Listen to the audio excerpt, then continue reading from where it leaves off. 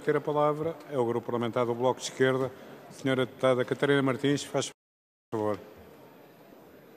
Muito obrigada, Sr. Presidente. Sr. Primeiro-Ministro, este é o último debate de 2017 e, portanto, é também um debate de balanços.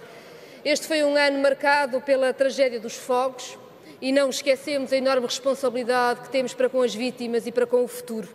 Agora é preciso ajudar quem precisa, recuperar economias locais, reconstruir um território mais seguro, fortalecer as respostas públicas, responsabilizar e corrigir os trágicos erros. Mas 2017 foi também ano de recuperação económica, que provou a justeza do acordo para parar o empobrecimento em Portugal e que deixou a direita sem discurso nem proposta. Recuperámos pensões e salários, descemos o IRS, provou-se que o esforço de convergência que fizer quem trabalha faz toda a diferença. Tivéssemos deixado a subida do salário mínimo nacional para o que fosse possível na concertação social e ele congelado. A coragem de impor mínimos de aumento anual e o objetivo de 600 euros nesta legislatura garantiu mais salário para quem menos ganha e, ao contrário de todas as previsões da direita, criou emprego.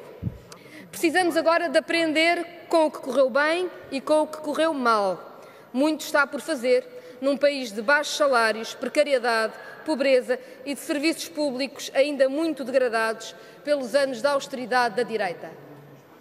Mas, Sr. Primeiro-Ministro, o país não encerra para balanço e temos já decisões importantes sobre um setor fundamental, os Correios, os CTT. Em 2013, Portugal juntou-se à Malásia, Singapura, Líbano, Malta e Holanda e passou a ser o 5º país do mundo com correios integralmente privados. PSD e CDS não quiseram saber da experiência internacional que aconselha que o serviço postal seja público. Ignoraram que a privatização na Holanda levou ao encerramento de 90% dos postos de correios e que desagregou a empresa. Ignoraram que a Dinamarca ou o Reino Unido, as privatizações tiveram de ser revertidas, renacionalizando os correios. Ignoraram mesmo que os CTT eram uma empresa histórica, lucrativa, com mais de 500 milhões de euros de lucro entre 2005 e 2013 e que prestavam um serviço público essencial. Ignoraram o país e só quiseram saber do negócio.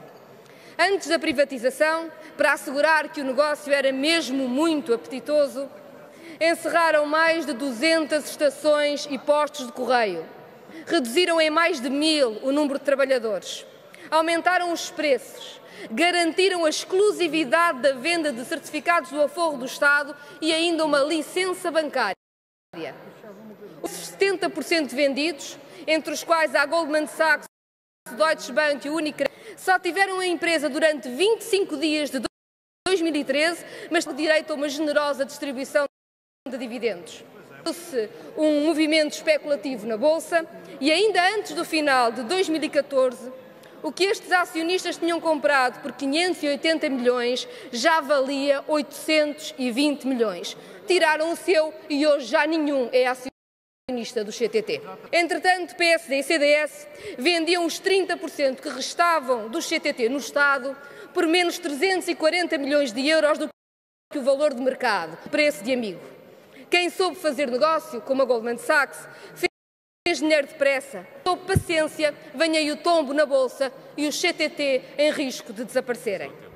O que a direita fez com o negócio danoso da privatização foi um assalto ao país que perdeu um valioso ativo. Mas mais do que isso, abriu as portas para o assalto ao CTT feito pelos seus acionistas privados. A Anacom, a entidade reguladora, afirma que os CTT não estão a cumprir o contrato de concessão de serviço público. A entrega diária acabou e nas zonas rurais o correio é entregue apenas 1 ou 2 vezes por semana. Há pensionistas que desesperam com o atraso nos vales das pensões. A população mais frágil está mais abandonada. Enquanto isso, os acionistas privados vão pilhando uma empresa construída pelo investimento público e pelos seus trabalhadores que só conheceram precarização e despedimentos. O grande negócio, que é um assalto de Sérgio Monteiro, secretário de Estado das Privatizações de PSD e CDS, conhece agora uma nova fase. Soubemos ontem que o CTT prepara uma reestruturação com encerramento de balcões e despedimentos. Uma reestruturação, dizem, por causa das dificuldades na empresa.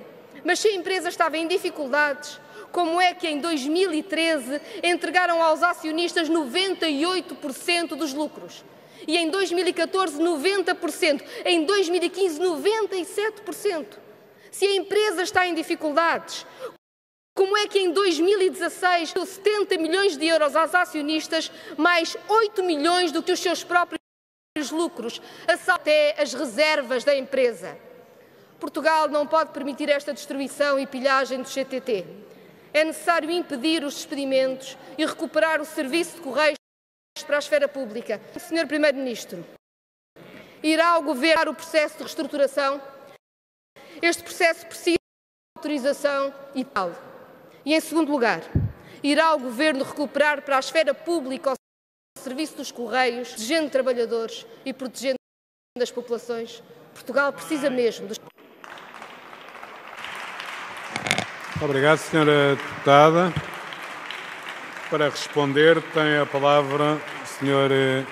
Primeiro-Ministro, que eu aproveito para cumprimentar, que ainda não tinha oportunidade para o fazer.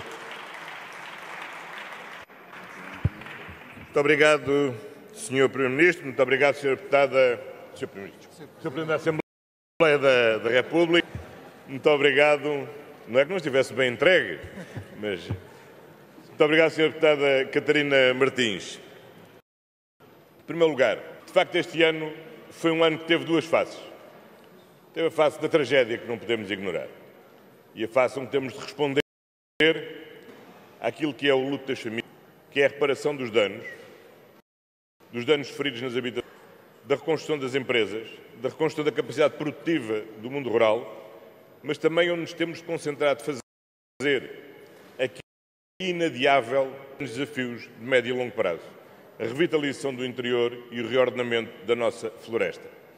Nós temos de ter um sistema de prevenção e combate aos incêndios mais robusto, mas é preciso todas estarmos conscientes que as incrementais no nosso sistema de prevenção e combate só compram tempo para fazer o que é fundamental fazer, que é do interior e a reforma da floresta. Mais de 10 anos nesse desafio e temos agora de recuperar o tempo perdido. Esta Assembleia já deu um passo muito importante a aprovar em julho o essencial da reforma florestal que, em outubro de 2016, pusemos em discussão pública. Estamos agora a começar a concretizá-la no cadastro, mas é necessário também começar, a partir de 1 de janeiro, a poder utilizar as ferramentas criadas no Orçamento de Estado para criar os incentivos necessários para termos as entidades de gestão florestal, para termos melhores condições para a criação de adesivos e termos uma floresta que possa ser uma fonte de riqueza e não uma ameaça para as populações. Esse é o grande desafio e é um desafio que eu espero que todos nos continuemos concentrados e focados ao longo esta legislatura e ao longo das próximas legislaturas. Relativamente ao CTT, partilhamos, obviamente, das preocupações sobre o futuro do CTT e o seu presente e a forma como estão a prestar o seu serviço. Foi nesse sentido que o Governo criou já um grupo de trabalho, conjuntamente com os Governos regionais, com a ANAFRE, com a Associação Nacional de Municípios, com outras